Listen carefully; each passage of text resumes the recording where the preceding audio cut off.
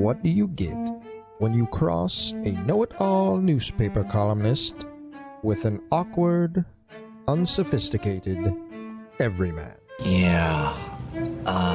Well, I'm just not sure about that right now.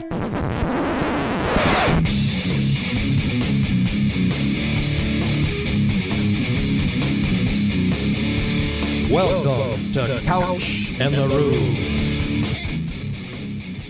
Welcome to Couch in the Roo, presented by Skyman Premium Cannabis, helping people survive MSU football seasons like this one. That should be their new logo. And our Tuesday night show, brought to you by our friends at Front 43 Neighborhood Pub and Cask & Company Kitchen and Bar. If you still want to watch Michigan State play, but you want to be someplace that you might be able to watch a different game and have a good meal, have a drink, maybe 7 or 8 drinks if things really go south. Lots of MSU game day specials as well. Cask & Company and Front 43, just north of Frandor on East Saginaw in Lansing, near the East Lansing and Lansing border. Fantastic place, great TV setup, good place for a date night during a game too. Because I mean, it's just terrific. Jason, how you doing, man? Free Ubers. What's up, buddy? Oh, Jesus. All right, sorry about that. Anyway, what's up? What a great day. Fantastic day. People telling me on Twitter how to react and how to feel about today's presser. I can't wait to hear your take on this. Now, was there audio of the Scottie Hazelton presser? Because I didn't find any. Yeah, I don't know if there was a like a YouTube video of the whole thing somewhere. It was. I couldn't find anything. I think for people it was a little unsatisfying, because I think the only thing he could have gone out there and said that really would have satisfied people, I think if Michigan State's defensive coordinator said, you know, I'm horrible, I'm the problem, I resign, everything will be better tomorrow. Don't coach my team. But I do think where we failed as a media group is I wish we had gone in there, and the one question I wish we'd asked, and we asked a lot of stuff, but I wish I had said to him, okay, pretend you're speaking to the layman fan or the dumbest media person in the world, assume they're in this room. Break down what you want out of your defense, your basic principles and concepts of your defense, and what you're trying to achieve. And I think that needs to be explained, because people aren't – it's a different defense than what D'Antonio ran, different idea. I mean, it's very – but D'Antonio, they ran press coverage forever, and they lived leaving those cornerbacks on an island. Yeah, but you're just going to get coach speak, though, if you ask him that, right? I mean, because that's what he kind of gave today as reading your guys' live updates and tweets, because I couldn't find it anywhere. But I'm just saying, like, I get it. What is he supposed to say? Yeah. But on the other hand, what is the fan supposed to do? What are we supposed to do? Watching these teams, just Minnesota comes in and just rolls you. Are we supposed to go, okay, go green, go white? All right, see you guys next Saturday. Like, no, dude, like, that's not the point. This is $1 million football we're watching, and it was garbage. And we have a right to ask questions. No doubt. Do we want someone fired? Sure. Yeah, here's the problem with the and I have no problem with people wanting people that Well, it sounds like people do, though. But here's the thing. Which one is it? My problem with the fire everybody crowd is always this: you are going to be satisfied for about 30 seconds, then your defense, which won't be any better on Saturday, will suck anyway. Okay. And all you've done is fire somebody to feel good. And I don't like – part of it is this. I can't stand it when head coaches have assistants fall on the sword so they can get the heat off of them. Sure. That drives me absolutely batshit. And I'm not saying that Scottie Hazelton is the answer. I'm not saying he should be back next year. But I'm saying right now I don't – And look, if Mel Tucker did an analysis of it and said this guy shouldn't be calling the defense, then you have to trust that to some degree. But he talked today about it's a collaboration with him, with Mel Tucker, with Harlan Barnett. Like, it's a collaboration in what they're trying to do. It's not like Mel Tucker doesn't have his hand in this. If you're upset with Scottie Hazelton, you probably got to be upset with Mel Tucker. What is interesting about what's happening right now? I think people are, though. Well, that's true. That's true. But what's interesting, what's happening right now is you've got a situation where, and maybe we should have seen it coming, but I also think Mel Tucker should have done a better job of bracing people for it if it was possible this was going to happen. Because you have a situation where certainly if you look at the talent this year versus last year, not a ton different. Few transfers in here and there, but transfers from other places. These guys weren't Lawrence Taylor at their last school, right? And you now have some injuries, and they do, I think, have a little bit better depth than last year, but they've had some critical injuries. 4 or 5 of their top guys defensively are out, and they don't have the depth to really withstand that. But they also just don't have a core of guys coming up ready to play. The first true recruiting class under Mel Tucker, true one, is the 2022 one that are freshmen right now. Yes, we know. But what do you do about that? Apparently we wait and we sit on our hands and don't say shit. That's the part, the point I have, that the problem I have is just like, all right, we're going to sit there, and what happens against Maryland if you give up 500 total offensive yards, though? Okay, I'm with you. There has to be this combination of logic, of understanding that this is going to take some time, but also I think there can be an expectation, as we've talked about, of a certain baseline of competitiveness and competence that you've got to reach. And they've got to find a way to reach that with the guys they have. And I don't think they've done a very good job of it. I think last year's defense did a better job of it for a long time when they were, they had a swagger to them. And that's one of the things I asked both he and Mel Tucker. Last year's defense, even when it didn't deserve to have a swagger to it, had a swagger. You know what I mean? But the offense was kind of rolling. Well, that was just part put of up 7 points too. That so was part of it. Sides. Yeah, that was part of it. You had this. You had a defense that, made plays in critical moments, made plays in the red zone, came up with sacks, but it wasn't on the field all the time because the offense was a lot better when it had Kenneth Walker and all this stuff. So I think that's part of it. You have to find a way, even if you're not the greatest defense in the world, to feel a certain way about yourself. Right. Otherwise, not embarrassed. Well, and defense is a lot about confidence. And Hazelton was talking today about how a guy knows he can't really cover something, or knows he's vulnerable in a certain way, so he shades a certain way to try to cover that up, and it only makes things worse. And guys are sort of in that mode. Now, my colleague Ryan Black just has a story up now that's a really good piece that I would urge people to read at lsj.com and greenandwhite.com inside the players-only defensive meeting that occurred on Sunday, and that Jacoby Winman covered. And apparently it's Winman is how it says. Is it? It's Winman? Winman? Winman. Sorry. I didn't know Winman. Either. So anyway, but he called and basically sent out a group message and said, everybody get to the football building. And these guys know. They know it's not good enough. We know they know. But let me give you a scenario. This weekend against Maryland, they lose 31-10. Give up 500 yards, total offense to Maryland. Go home, play Ohio State, give up 60 points. We'll say 61-10 or something like that. Then what? I mean, what do we say after that? That's what I'm saying. If you want to wait till after the year to reassess and maybe fire Hazelton, cool. I agree. Firing a coach during midseason, it's not good. I wouldn't recommend it. But if you're watching your defense just get blasted by teams, I don't know what you do and how you answer questions afterwards. Yeah, the thing is, I don't know what Hazelton really could have said today. Nothing. There was no point having him up there. Well, it was football speak. No one asked him anything, so he got to say what he wanted to. And so let's just see after Maryland. He was asked, what do you mean nobody asked him anything? Well, you said that you guys failed. I said there was one question I wish I'd asked. There were a lot of good questions asked. Sure. I don't think we failed overall. Well, that was the one way I wish I phrased a question that I thought of later. Because it is in the moment you're listening to a guy talk and you're realizing there's nothing really he can say. He's answering the questions to the best of his ability. Sure. But you're not. You understand that the fan base that you're writing for, that he's speaking to directly through the media, is not going to be at all satisfied with that. And there is obviously there's a bloodthirst right now, and there always is with a coordinator.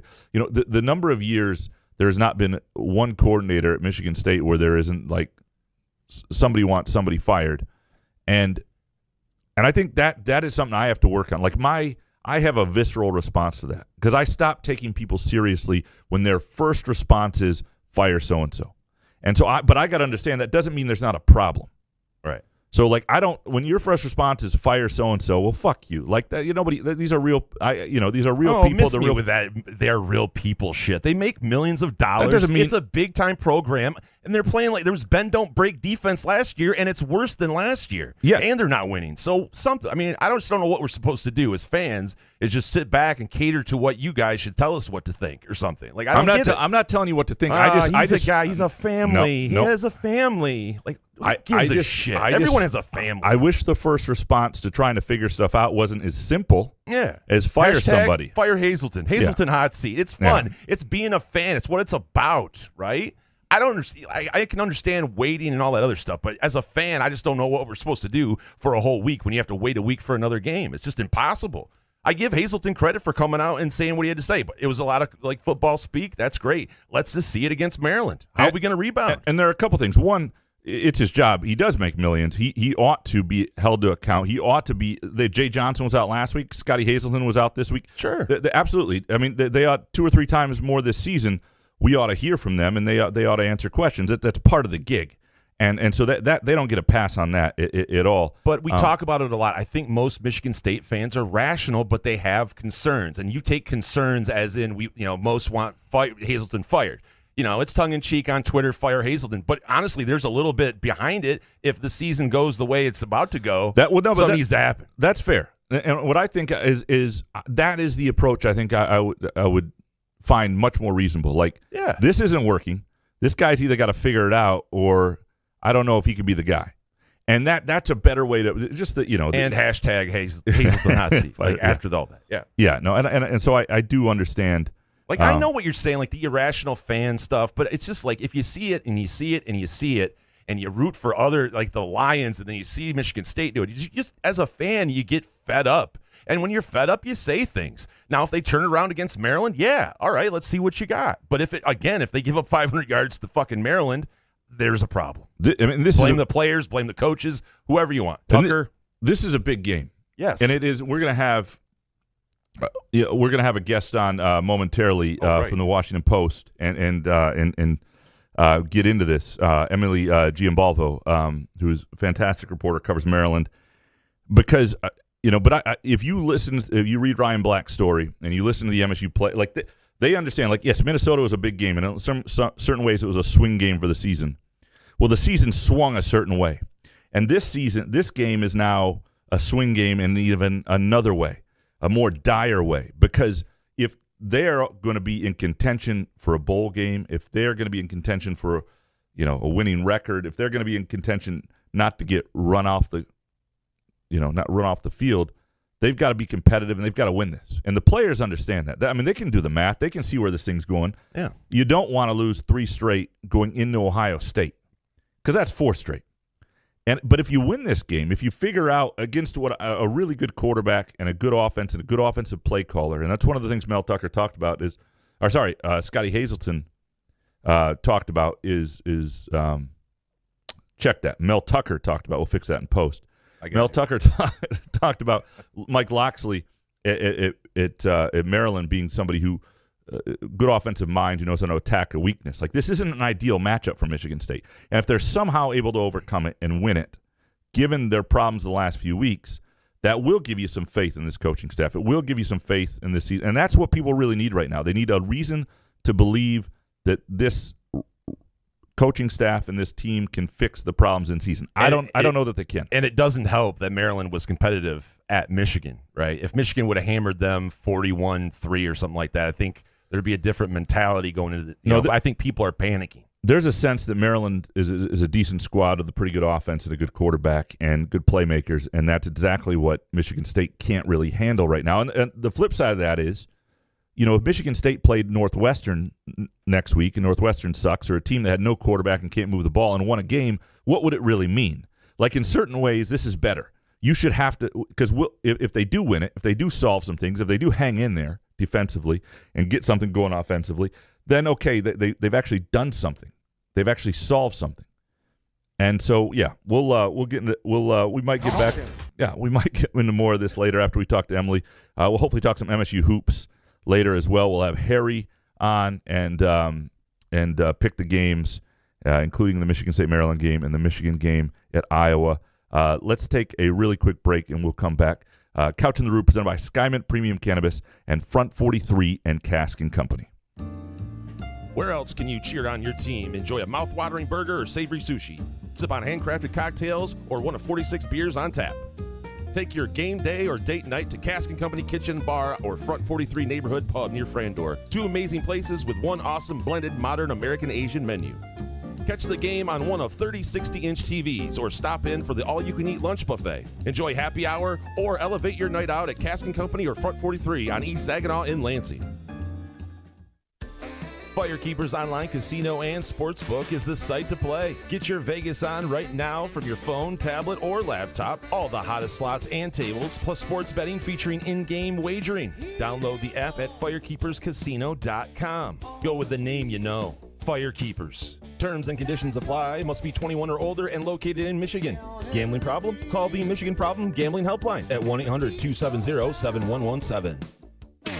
Find Couch in the Rube podcasts on Spreaker, iTunes, iHeartRadio, Spotify, YouTube, Facebook, Google Podcasts, CastBox, and the Rube's favorite, Podcast Addict.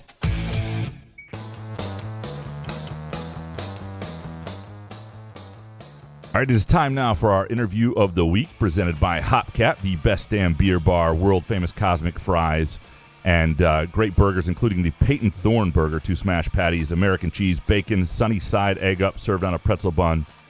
Each location, carefully curated craft beer featuring local partners. This is one of the cool things about Hopcat. And for our Hopcat interview of the week, Emily Giambalvo from the Washington Post is with us. Emily, thanks for joining us.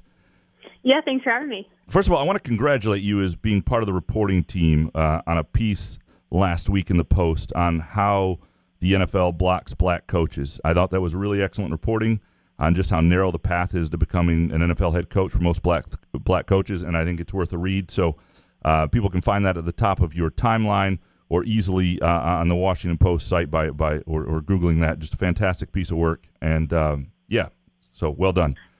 Yeah, no, it was great, and a little bit of a Mel Tucker angle in there. Yes. Really fun. Yeah, and Tucker is interesting on that subject and fairly open about it, and I think people will enjoy it. And we always, when we have guests on, we always tease their work, but the Washington Post is actually something worth subscribing to, unlike most of the rags we talk about. But I want to ask you about this Maryland team, which feels like the first time they're real in a little while. Like I keep waiting every year for the Maryland fall apart moment in late September, early October, and it seems like there's a little more substance to them finally, and it doesn't look like that's going to happen.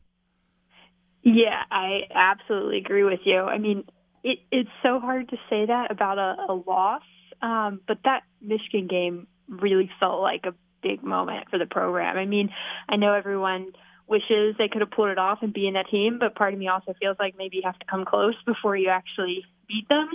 And, a lot of Maryland fans are kind of so accustomed to Maryland just not even being competitive against the top teams. It's not just that they're losing, it's that, the margins are massive. And that Michigan game kind of showed this might be different.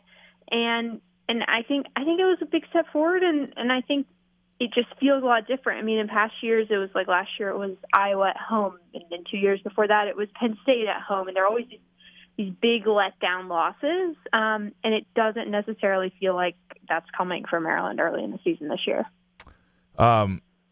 Couple important players, obviously receiver Rakim Jarrett and Talia Tagovailoa. I'm so glad I don't have to pronounce that name every week, although I guess I would probably get better at it. Both, as you reported today, appear to be likely to play. Is that your read on this, and that they'll be good to go this weekend? So my read is that Talia will play. Loxley basically said, I'm not going to – why would I say something to help the opponent prepare? But then Talia trots on up there for his weekly press conference, says he feels 100% and then is out there at practice. Wearing a knee brace, he got banged up in this last game and didn't end up playing the final drive.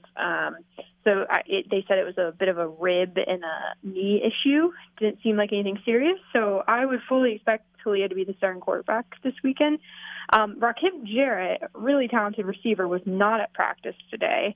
I think he seems a bit more or less likely.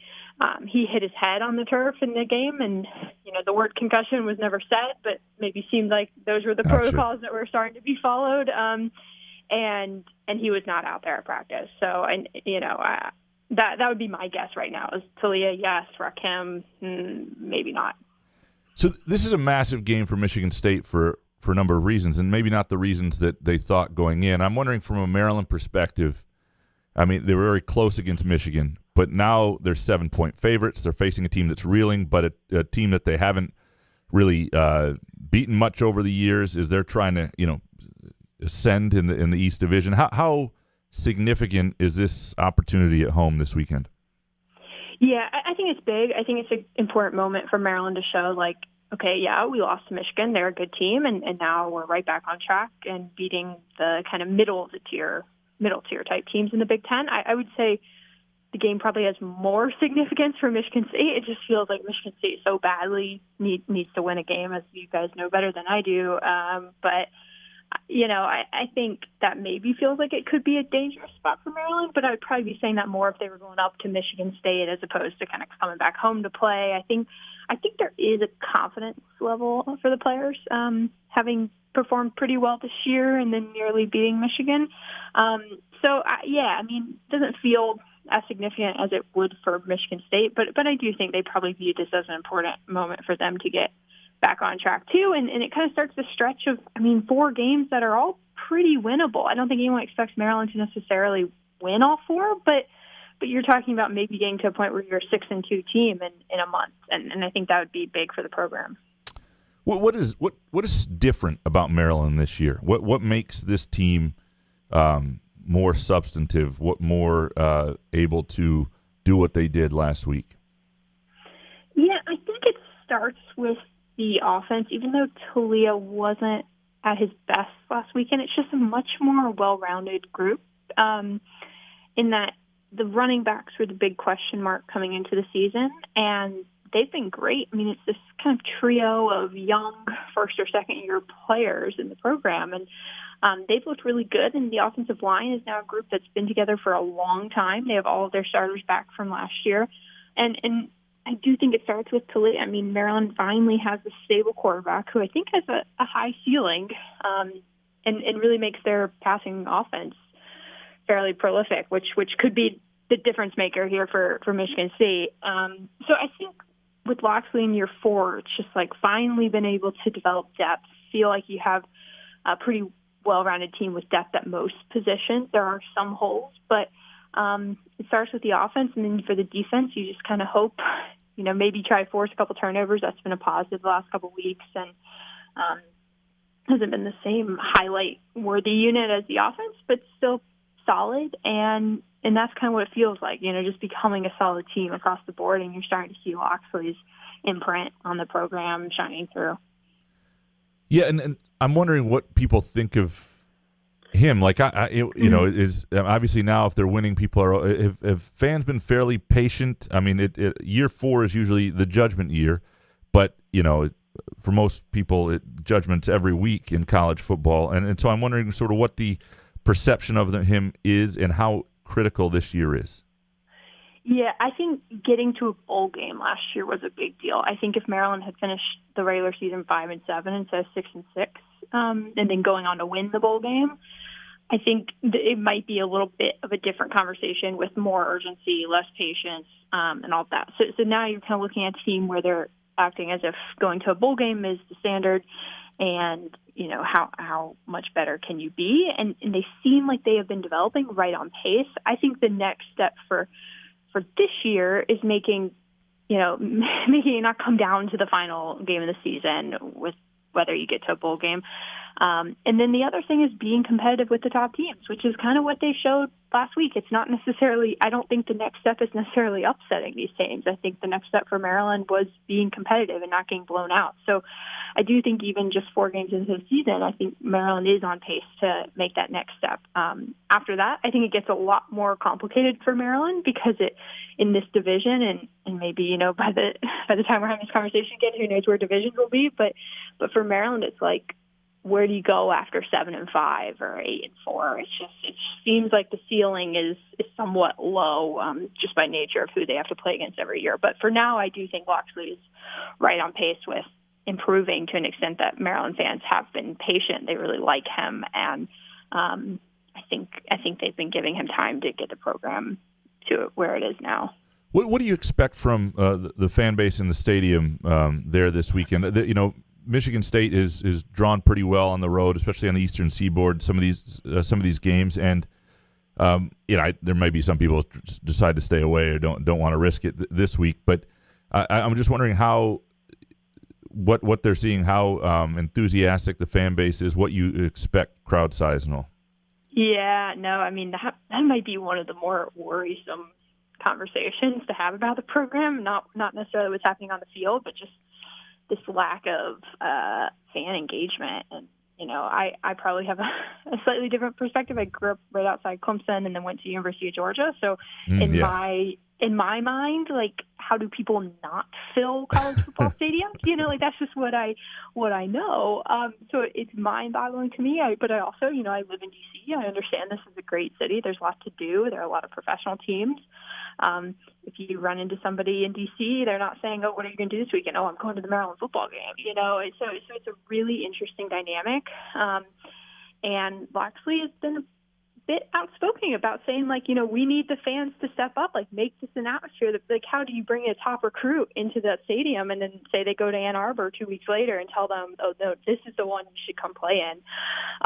And like you said, I mean, when Ohio State comes to town, when Penn State comes here, it's frankly pretty embarrassing, I think, for the Maryland program with how many fans of the opposing program are there in the stands. So a real pressing problem, I think, for the athletic department. I don't really know how you fix it. I think the quickest solution is just winning games, but it's kind of, I don't know, and I will be interested to see it this weekend because I wonder if last weekend gave, even with a loss, maybe gave fans a reason to be like, okay, maybe this team is a bit more legit than in the past.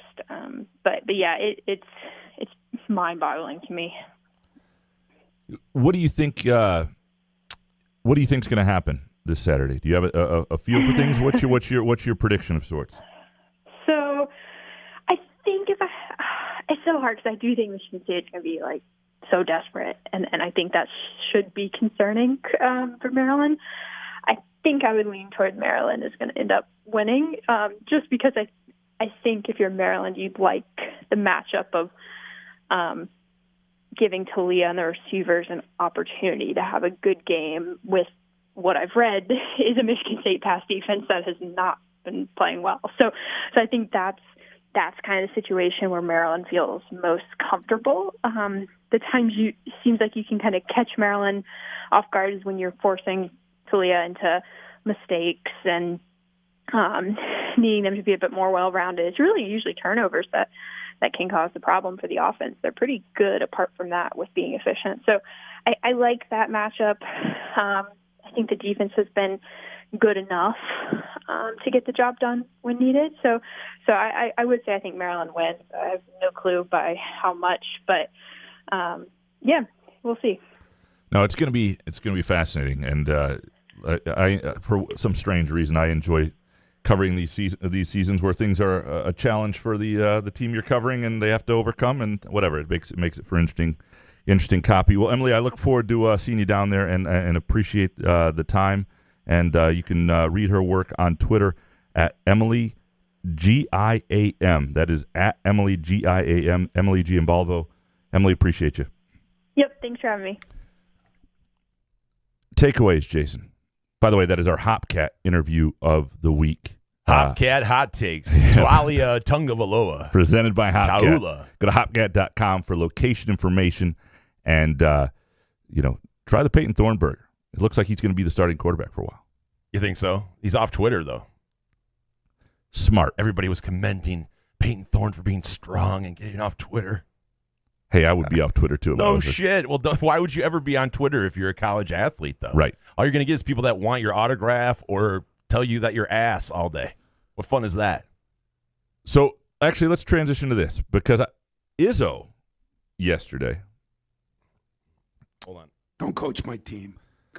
Michigan State has the first basketball practice, which was open to the media, and it's such a, you go in the same day from talking to Mel Tucker to Tom Izzo.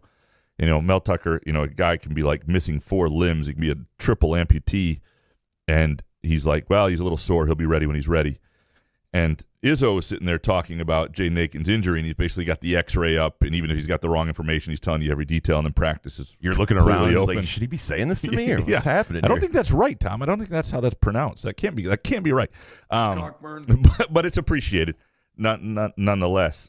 What's with Izzo being anti-gambling? That's what I want to get into. So what I do think so he's anti-Twitter. Izzo is, I don't even think, he's not a gambler himself, but I don't even think he's as much anti-gambling as he is anti the effect gambling has on social media in going after players. And so I think what he sees is examples of places where there is more intensity in the anger towards players when things don't go wrong because they've cost somebody a bet.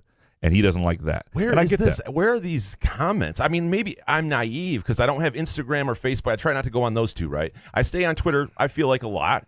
And I don't see people going after players because of gambling losses. Well, I don't see it. And a lot of times these players search their names, and that's part of the problem. And also sometimes it can be subtle. In other words, it can be, you don't come out and say it, but we all know that we react to things gambling related, right? Sure. And so you're not. But even pro athletes, I don't go after them. I mean, but some people do. Some people may be like, oh, fuck that guy or whatever. and even if they don't say it's gambling related, they feel a certain way because they lost money. I can see how that. But if you're searching your name on Twitter in any capacity, you have something wrong with you. The first thing you need to do if you're a college athlete or in college is get off Twitter. Get a burner. Because, first of all, if you're a college athlete, there's so much. You got just a playpen, a toy box for you on campus. What are you doing messing around with Twitter? You don't need validation. I don't know. I don't know what that means. That's weird. You don't need validation through Twitter. You just don't need Twitter. There's just no need for it. Or you can just tweet and not read the comments or something. Right. Or, I don't know. Understand that people are often psycho on there. You see the worst sides of people. What's interesting is it's not new.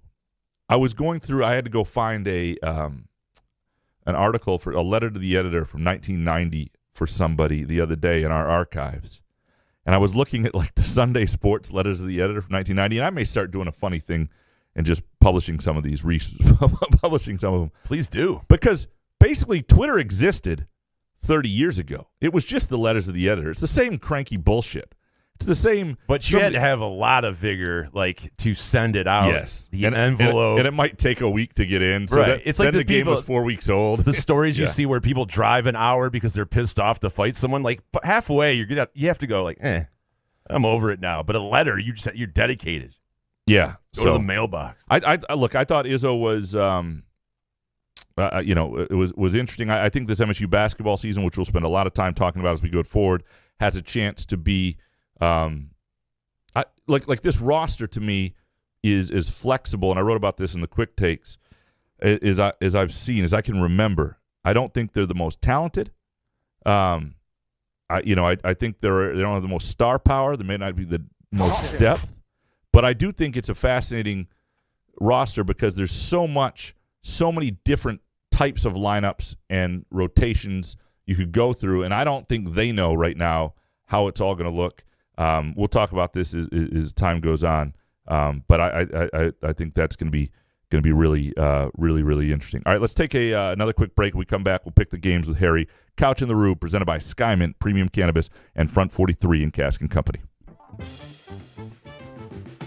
Hopcat exists at the intersection of great beer and delicious food, complemented by music, art, community, and comfort. Home to a best-in-class beer experience served by craft beer experts. Guests can expect a casual, inviting local gathering place with some of the best damn burgers and fries you'll find in Michigan. Hopcat is proud to be an official sponsor of Peyton Thorne. Show your Spartan pride by ordering the iconic Peyton Thorne burger, created by the man himself. There is no better place to watch any Michigan State game other than the 50-yard line at Spartan Stadium. Stop by any of our locations: East Lansing, Detroit, Grand Rapids, Ann Arbor, Kalamazoo, and Holland. To plan your next trip to Hopcat, visit hopcat.com. Firekeepers Online Casino and Sportsbook is the site to play. Get your Vegas on right now from your phone, tablet, or laptop. All the hottest slots and tables, plus sports betting featuring in-game wagering. Download the app at firekeeperscasino.com. Go with the name you know. Firekeepers. Terms and conditions apply. Must be 21 or older and located in Michigan. Gambling problem? Call the Michigan Problem Gambling Helpline at 1-800-270-7117.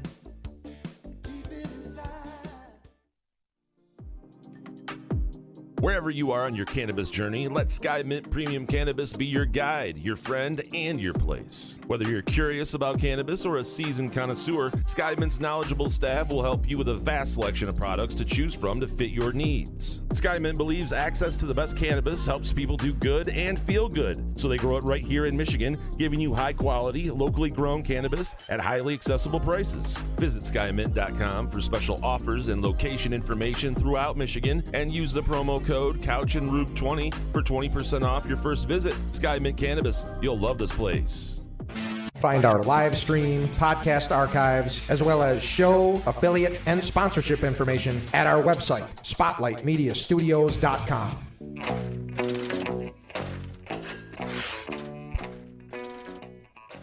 All right, it is time now to pick the games presented by Firekeepers Casino and iCasino and Sportsbook. And to do that, of course, we have the great Harry Gagnon on from Against All Odds with Cousin Sal, bestbetcorner.com, and extrapoints.com. Harry, how you doing, man?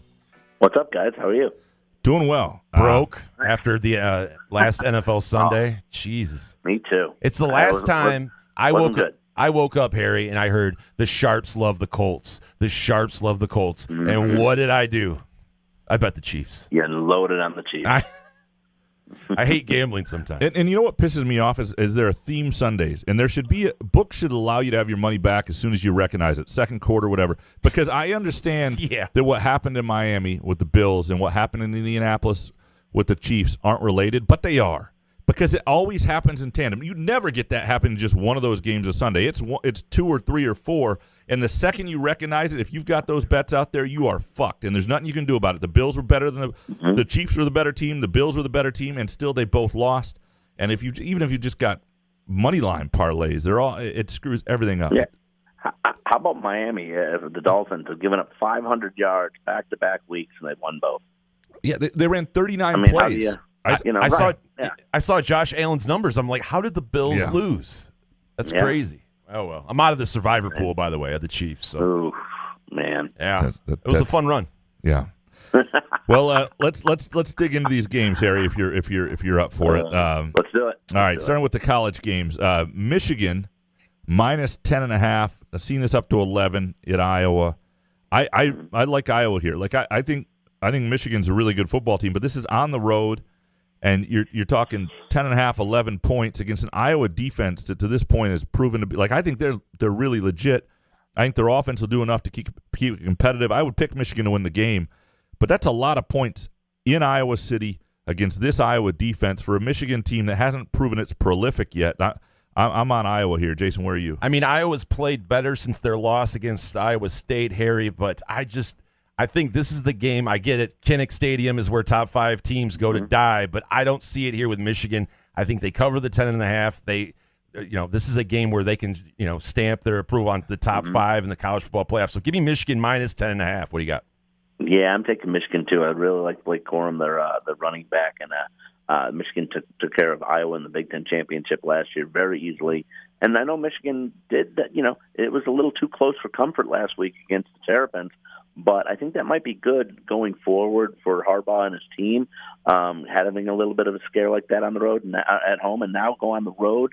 I think they'll be sharp here. Yeah, Iowa has a nice defense. You're right, Graham, and they had a nice road win at Rutgers last week. But I still think it's the Wolverines here, and they cover the number.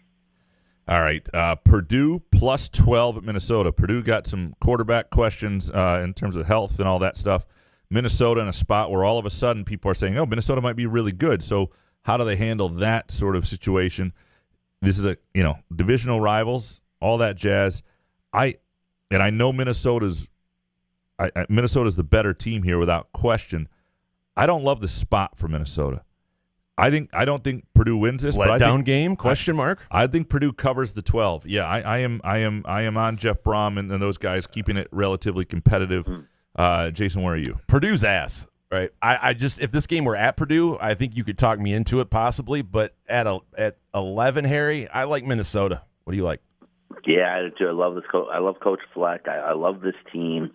I did give out Minnesota last week against Michigan State. They just rolled them. And Purdue, lost that game 2 weeks ago to Syracuse in a tight one. They probably should have won that game. Then last week only beat Florida Atlantic by 2. I'm not. I know a lot of people beginning the season were high on Purdue, but I wasn't, and I'm still not. I'm going with the Gophers. All right, you guys are both against me on the first 2 picks. Let's see if this continues. Michigan State +7, and at Maryland, this is up to +7.5 most places, including on the Firekeepers iCasino sportsbook app. I am. I got this strange feeling. I know I've seen this game go both ways, so I don't mean to Graham Stout this and just. And I mean, I've seen Michigan State, the wheels come off but I also think this is a team that is not given up on finding itself. I don't think this is a Maryland team that is used to success yet. I know the matchup isn't great in terms of Loxley and versus this, that offense and that quarterback versus Michigan State. I don't think MSU wins this necessarily. I think this could be heartbreak toward the end. But outside of a touchdown, and we're going to say 7.5 here.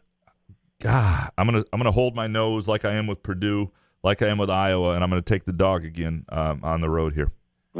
I just, from what I've seen so far, guys, I can't do it. I hope you're right, Graham, but it's for this thing, it's a fade for me, guys. But Harry, I still like Maryland if we're doing it for this pick'em game. What do you got? Yeah, sorry, Graham, but I'm on with Jay again on Maryland. I mean, they can look at their games this year. They got a heck of an offense. And Michigan State's defense, the last 2 weeks, given up over 30 in both of them. They've looked awful. Really not in the game 2 weeks against Washington. They came back a little bit against Washington, but they were getting killed from the get-go, and they got murdered last week.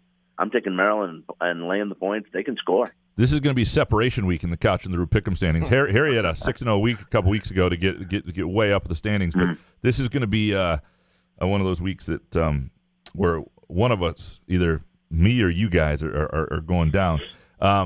Okay, Alabama -17 at Arkansas. This is one of those games that I find fascinating. I think Arkansas I overrated initially a little bit. I liked them a lot early on. I'm not sure I still feel quite as strongly. Alabama, maybe not as much firepower in a couple years. They're playing a real team on the road again for the first time since playing Texas.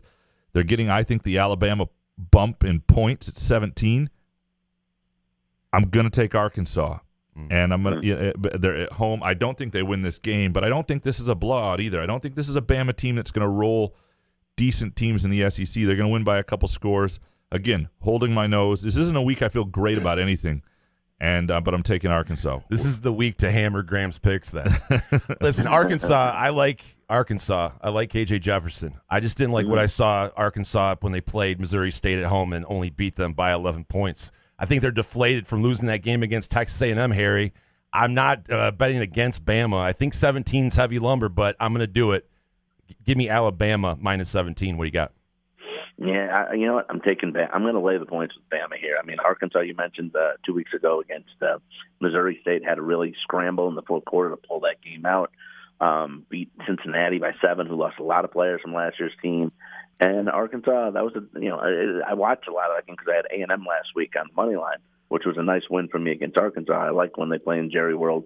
It's a nice matchup between them and Texas A&M now every year. But I'm going to go with Bryce Young. He's got 15 touchdowns already. This Bama team, the offense has found themselves after that Texas game. I can't go against Bama here. They just look like they're on a mission after that close one when they survived in Austin against Longhorns. I'm going to take Alabama. So I don't think that's ever happened before. Every college game, you guys are together and both on the opposite side of me. I swear I did not talk to Harry about these picks. I promise. All right, the NFL. We're starting to get to that point where injuries impact the season and change weeks, and you got to be paying a little more attention. The Seahawks +5.5 at the Lions, and if the Lions were 100% healthy, I like them inside of a touchdown in this game at home. I think last week's game was. I mean, once we found out that you lose Tracy Walker, their captain and safety, You lose your starting running back. That's why you had to win last week. That's what makes last week's blunder by Dan Campbell so much worse, is because that was a divisional road game and a game that you couldn't win this week because of the injuries. You had a chance in a week before those guys got hurt. Now they're hurt. Now you're fucked. And now I'm pissed off. I'm taking the freaking Seahawks inside of 5.5. Jason, where are you? Man, what is wrong with you? Listen, if the Lions can't beat the Seahawks at home after the Seahawks lost to the Falcons, I don't know what I'm going to do with myself. I know 5.5. Just give me the Lions. I think they win this game. What do you got, Harry? Yeah, I know. Like last week, I know Seattle found a little bit of offense clicking against Atlanta, but Detroit. I don't know if you guys heard, I'm sure of course you're watching the game, but I don't know if you heard that up until the fourth quarter of the game against the Vikings, let's be honest, the Lions definitely should have won that game. They had scored in a touchdown in 18 straight quarters, Detroit. 18 straight. That was an NFL. No one had done that. That dated back to last year. Their offense has been clicking this year, too. I understand the injuries a little bit here, banged up with Detroit, but still, I'm going to lay the points with Detroit. Their offense is too good. I've kind of, I'm second-guessing myself here because although Kenneth Walker, I think, is healthy and we'll see if he can have a decent game for Seattle. But I do think that Seattle is one of those teams that can't take advantage of some of the Lions' problems. So you don't say. Geno Smith isn't scary. Huh? I'm actually waffling on this pick here, but I said it, so I'll stay with the Seahawks. And I think it's funny that I've gone against the two of you guys on everything at this point. So I think the Lions win the game, but I'll take the Seahawks with the points and again, hold my nose. I've held holding my nose on every single pick. All right, Jaguars plus 6.5 at Eagles. The Jaguars are sneaky decent, and I think it's because I've been drafting high. Their defense looks good. They've got a competent head coach now in Doug Peterson. I think the Eagles may be the best team, though, in the NFC, and so it's an interesting game to me. The inside 6.5, they're just baiting me to take the Eagles. I'm taking the Jaguars. I think this is a competitive game. I think this is a spot where the Eagles may let down a little as well as they're playing. Give me the Jaguars and the 6.5. Jason, where are you? I got to say, the Eagles at home, the Eagles are rolling Harry, Jalen Hurts, all that stats I can give you. I love it at minus 6.5. Give me the Eagles at home against the Jags. What do you got? I will say this, the Jaguars last week were amazing going up and down the field against the Chargers. They've outscored their opponents 62-10. 62-10 in the last 2 weeks. And with that said, I'm taking the Eagles and Jalen Hurts. All right, so we are now 6 games in. Could this be a clean sweep? And you guys 2 more are all games. against me. Like, what would be phenomenal is just the separation in the standings here. All right, Bills minus 3.5 at the Ravens. I fear this is where we get on track together because, and I know there's that hook there they're trying to send us on the Ravens. I don't think the Ravens' defense is very good this year. I think the Bills are coming off a week where they're pissed off at themselves for losing a game they should have won. And I love the Bills in this spot. I'm all over the Bills. Jason, where are you? Well, give me Baltimore at home. Whoa. Plus the 3 and a hook. Listen, the Bills have some injuries on defense. I know the Ravens' D is ass, Harry, but I think Lamar Jackson has another fantastic day looking for that big contract. I think plus 3.5. I think the Bills win this game, but I think they cover. I love the 3.5. What do you got? You know what? I'm going to be with Graham here on this one. I just look. 500 yards of offense last week with the Bills. They really probably should have pulled that out. Baltimore, there were a couple up for grab balls that Lamar Jackson threw up, which I'm not taking anything away from him, but still, the New England defense was soft last week, and a couple of those balls should have been picked or not caught in the end zone by Andrews, who's having a fantastic season, mind you. But still, I think the Bills are still too strong overall. I know Hyde's up for the season, still waiting to hear about Poyer if he's going to come back and play this week defensively. But still, I just think the Bills get back on track here. I think they're too good, and they take care of Baltimore. We almost had it. It was fun while it lasted. Yeah. Mm-hmm. Harry came back to the right side of things. The Chiefs minus 2 at the Bucks. I don't know. I think last week with Mike Evans out, it was really unfair for the Bucs. I don't know exactly how healthy they are elsewhere right now. Where are they playing this game? That's a good question too. What is this game going to be on Sunday or on Sunday now? Or are they moving? I did read that they were going to move it somewhere in the Midwest, Harry. I don't know if you. Yeah, I don't know. I saw that too. I don't know. I don't think they've named anywhere yet. Okay. Well, if this game is nowhere, that's going to change the line substantially too. Let's unless you guys have a strong feeling on this. I mean, I don't know what we're getting in terms of. Well, I will say this, guys. What did you guys make of? I will say this. What did you make of the halftime situation between Kansas City and the Colts when Mahomes and Eric Bieniemy, their offensive coordinator, were jawing back and forth about making decisions? I thought that when Andy Reid of all people broke it up and said, "Let's get to the locker room, boys." And everyone after the first couple of weeks, Kansas City doesn't need Tyreek Hill. Well, last week they definitely did because Kelsey can't do it all, and no one really stepped it up. I know Tampa Bay, by the way, hasn't scored more than 20 points in the 3 games, but they're 2-1 as well. If we're just going to give a pick here, guys, I'm going to lean towards Tampa. I don't think Brady loses 2 in a row, and I do see some issues for Kansas City moving forward, wide receiver wise. But Travis Kelce dropped like 3 or 4 passes. No, he did. I know. You're right. Yeah, I'm on the Chiefs if it stays around -2. I think the Bucs defense is for real. I don't think offensively they're clicking enough, and I think the Chiefs get it done. Jason, where are you? Yeah, I like the Chiefs as well, and it scares me that I agree with Graham on something for this slate. But I just think that Mahomes, they bounce back. The Bieniemy thing, I get it. It's a storyline, a narrative, or whatever. But I think those things happen behind the scenes all the time. I just still like the Chiefs. Tampa Bay's D is good, but give me the Chiefs. Anything else you really like this week, Harry? You know what? I haven't even really had. I've been all over the place the past couple of days too. I haven't been feeling great, so I haven't had a chance to look.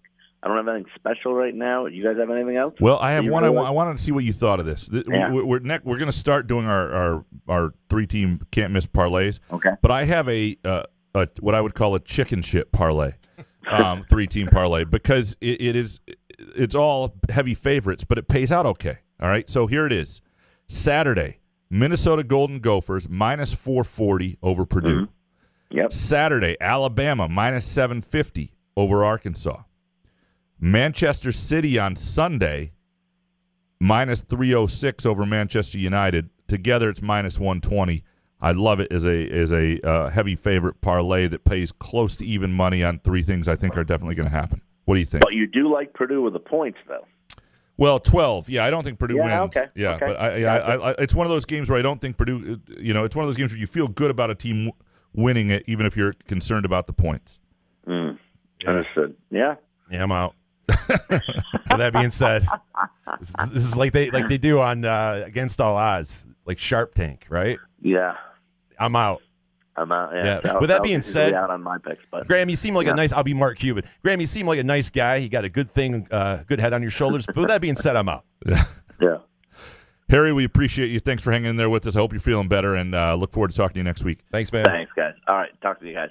Hit something. That is the great Harry Gagnon from Against All Odds with Cousin Sal, Best Bet Corner, and Extra Points. I was really hoping. Honestly, I swear that I did not talk to Harry beforehand. I thought we'd get all. I was really hoping all of them were going to have. 6 is pretty good. The first 6 is pretty damn strong. Yeah. We appreciate Firekeepers and their support for us. Download the Firekeepers iCasino and Sportsbook app today. We appreciate Front 43 and Cask & Company. If you're looking for a place to watch the Michigan State game, I'm telling you, great spot to do it. Thanks to Hopcat as well, and of course, Skymint Premium Cannabis. And the rest of this football season, just get to Skymint. Get high. Makes it easier if you are an MSU fan for sure. We'll be back Thursday night. Thanks to Emily as well for joining us from the Washington Post. We'll be back Thursday with our Groovy Donut Twitter question show. We'll get into everything. We'll have some fun. Good show, man. Yeah, man. Couch in the Roof.